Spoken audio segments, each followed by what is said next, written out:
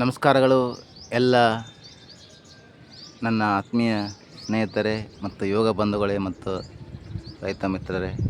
ಇಂದು ದಕ್ಷಿಣ ಕಾಶಿ ಅಂತ ಹೆಸರು ಮಾಡಿರುವ ಸ್ಥಳ ಇದು. ಈಗಾಗಲೇ ಈ ಭಾಗದಲ್ಲಿರೋರು ಗೊತ್ತಾಗಿರ್ಬೇಕು ಇದು ಯಾವ ಸ್ಥಳ ಏನು ಅಂಥೇಳಿ. ಶ್ರೀ ಕಾಲಕಾಲೇಶ್ವರ. ಇಂದು ವಿಶೇಷ ದಿನ ಏನು ಅಂತಂದರೆ,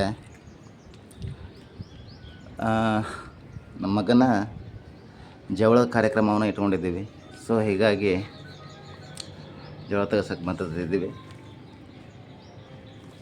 ಗೊತ್ತಿಲ್ಲದವರಿಗೆ ಸ್ವಲ್ಪ ಮಾಹಿತಿ ಕೊಡ್ತೀನಿ ಈ ದೇವಸ್ಥಾನದ ಬಗ್ಗೆ ನಂಗೆ ತಿಳಿದವ್ರ ಮಟ್ಟಿಗೆ. ಇದಕ್ಕೆ ದಕ್ಷಿಣ ಕಾಶಿ ಅಂತ ಕರೀತಾರೆ, ಕಾಲಕಾಲೇಶ್ವರ ದೇವಸ್ಥಾನ ಅಂಥೇಳಿ.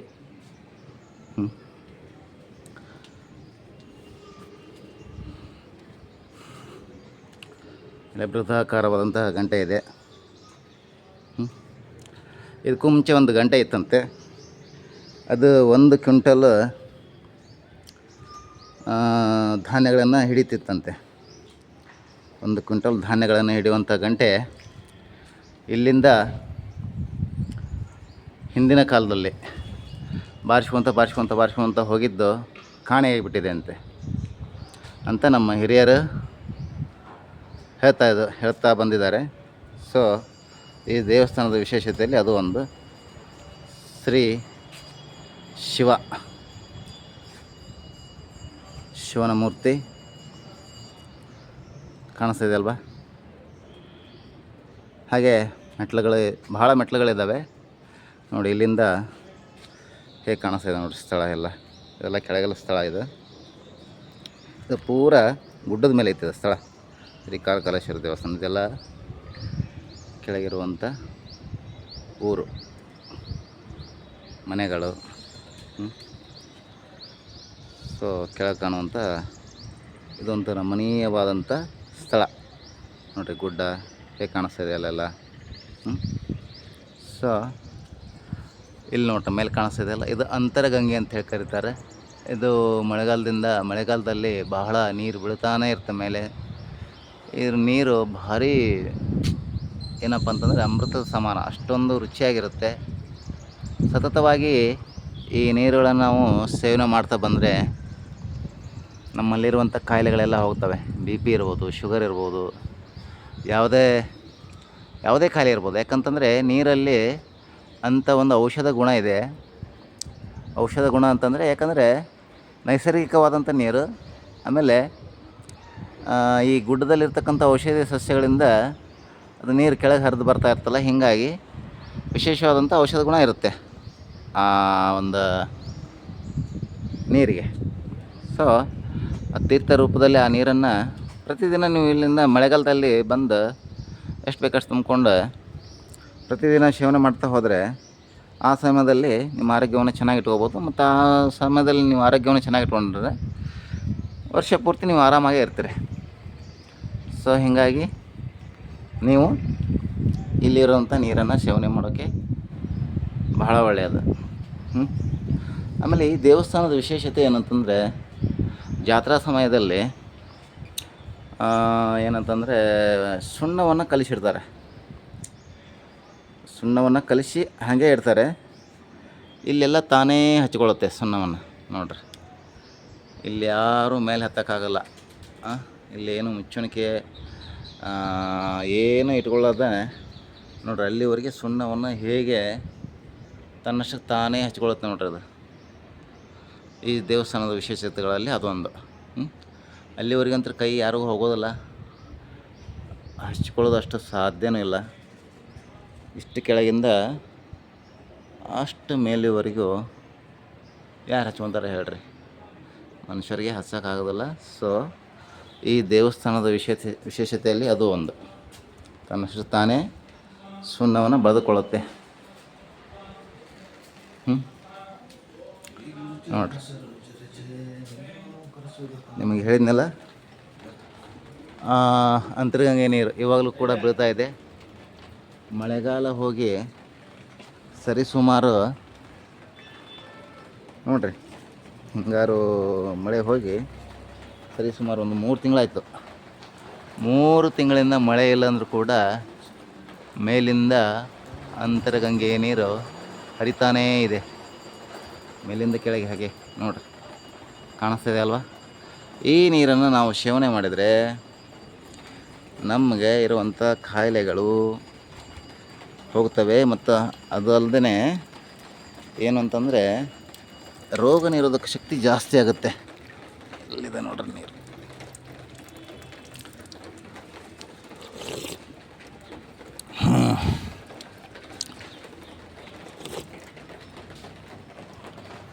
ಕಾಣಿಸ್ತಿದೆ ಅಲ್ವಾ ವೀಕ್ಷಕರೇ? ಇದು ಅಂತರಗಂಗೆಯ ನೀರು. ಅದೇ ನಿಮಗೆ ಆವಾಗಲೇ ವಿಷಯ ಹೇಳ್ತಿದ್ದೆ, ಸುಣ್ಣವನ್ನು ತಾನೇ ಬಳ್ಕೊಳ್ಳುತ್ತೆ ಅಂಥೇಳಿ. ನೋಡ್ರಿ, ಅಲ್ಲೆಲ್ಲ ಮೇಲೆ ಹತ್ತಿ ಹಚ್ಕೊಳಕ್ಕೆ ಆಗಲಾರ್ದಂಥ ಸ್ಥಳದಲ್ಲಿ ಇಲ್ಲೆಲ್ಲ ನೋಡ್ರಿ, ಎಲ್ಲ ಸುಣ್ಣವನ್ನು ತಾನೇ ಬಳ್ಕೊಳ್ಳುತ್ತೆ. ನೋಡಿರಿ, ಇದು ಹೇಗೆ ಕಾಣಿಸ್ತಾ ಇದೆ ನೋಡ್ರಿ. ಇದು ಒಂಥರ ಅದ್ಭುತವಾದ ಸ್ಥಳ ಇದು. ಶ್ರೀಕಾಲಕಲೇಶ್ವರ ಗಜೇಂದ್ರಗಢದಿಂದ ದೂರ ಆಗಲ್ಲ, ಒಂದು 5 ಕಿಲೋಮೀಟ್ರ್ ಅಷ್ಟೇ ದೂರ. ಇಲ್ಲೆಲ್ಲ ವಿಂಡ್ ಪವರ್ ಫ್ಯಾನ್ಗಳನ್ನು ಹಾಕಿದ್ದಾರೆ ನೋಡ್ರಿ ಮೇಲೆಲ್ಲ. ಸೊ ಇದೊಂಥರ ನೋಡೋಕೆ ಭಾಳ ಅದ್ಭುತ ಅನಿಸುತ್ತೆ ಈ ಸ್ಥಳ. ಕಾಣಿಸ್ತಿದೆ ಅಲ್ವಲ್ಲ ಎಲ್ಲ?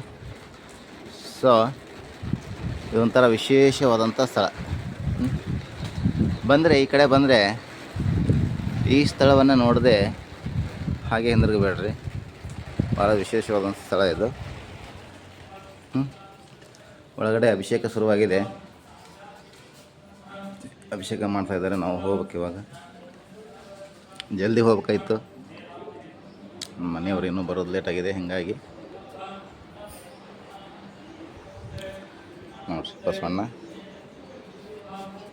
ಕೈ ಮುಗಿದು ಆಶೀರ್ವಾದ ತಗೋರಿ ಎಲ್ಲರೂ. ಇದು ವೀರಭದ್ರ ಆಶೀರ್ವಾದ.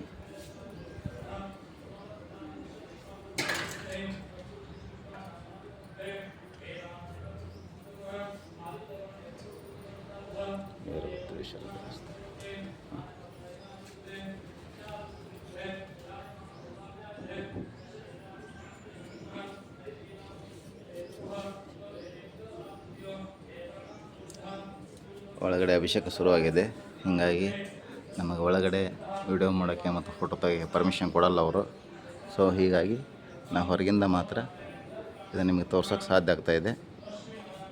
ನೋಡಬೇಕಾಗಿ ವಿನಂತಿ.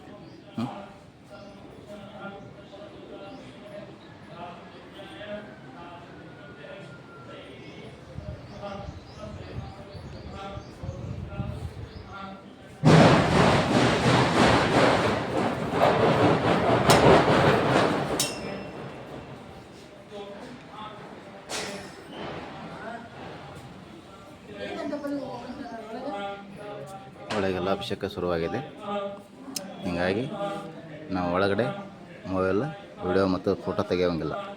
ಸೊ ಹೀಗಾಗಿ ಹೊರಗಿಂದ ಮಾತ್ರ ತೋರಿಸ್ತಾ ಇದ್ದೀನಿ ಸ್ನೇಹಿತರೆ. ಬೇಕಿದ್ರೆ ಆಮೇಲೆ ಅವ್ರ ಪರ್ಮಿಷನ್ ತೊಗೊಳ್ಳೋಣ, ಅವಕಾಶ ಕೊಟ್ಟರೆ ಸೊ ತೆಗೆಯೋಣ ಅಂತ. ಪಾರ್ವತಿ ಪರಮೇಶ್ವರನ ಒಂದು ಚಿತ್ರಕಲೆಯನ್ನು ಬಿಡಿಸಿದ್ದಾರೆ. ಬಹಳ ಅದ್ಭುತವಾಗಿದೆ. ನೋಡಿರಲ್ಲ, ಇಲ್ಲಿವರೆಗೆ ಹೆಚ್ಚಿನ ವಿಡಿಯೋಗಳನ್ನು ನೀವು ನಮ್ಮ ಚಾನಲ್ಗಳ ಮುಖಾಂತರ ಸಬ್ಸ್ಕ್ರೈಬ್ ಮಾಡೋದ್ರ ಮುಖಾಂತರ, ಹಾಗೆ ಲೈಕ್ ಮಾಡಿ ಮತ್ತು ಶೇರ್ ಮಾಡಿ. ಹೀಗೆ ಉಪಯುಕ್ತವಾದಂಥ ಮಾಹಿತಿ ನೀಡ್ತಾ ಹೋಗ್ತೇನೆ. ಆರೋಗ್ಯದ ಬಗ್ಗೆ ಆಗಿರ್ಬೋದು, ಕೃಷಿ ಬಗ್ಗೆ ಆಗಿರ್ಬೋದು, ನಮ್ಮ